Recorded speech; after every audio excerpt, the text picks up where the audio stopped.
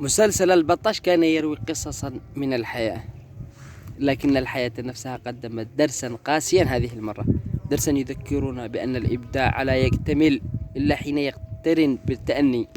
السلام عليكم ورحمة الله وبركاته أخواني المتابعين جميعا. نعرف الحادثة الذي حصلت في حادثة الشيخ بطاش، المشهد الذي انتهى بكارثة، لكن أبشركم بأن صديق المقتول الذي كان معه في المشهد ذهب بعد الحادثة مباشرة إلى أهل المقتول، ارتمى إليهم: أنا ابنكم، فعلوا بالذي تريدون. سرعان ما تجاوب الأب وأهالي الميت بارك الله فيهم وسامحوا على الفور.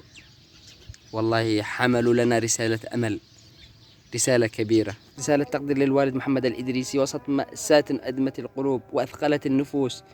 برز موقف الوالد الكريم محمد الإدريسي الذي تجلى في أسمى صور الإنسانية والتسامح حين قرر أن يعفو عن قاتل ابنه، مؤمنا أن الحادث كان قضاء وقدرا من الله، وأن الغفران أرقى من الانتقام.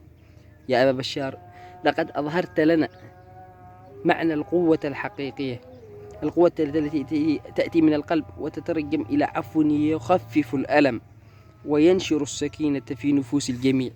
موقفك النبيل لا يعكس فقط صبرك واحتسابك، بل يرسل رسالة عظيمة بأن التسامح هو السبيل لشفاء الجرح، وأن الإيمان بقضاء الله وقدره هو أعظم سلاح أمام المحن. أسأل الله أن يرحم بشار برحمته، وأن يجعل عفوك نورا يضيء دربك وبركة تحل على حياتك، وذكرى خالدة لكل من يبحث عن المعاني السامية في أحلك الظروف.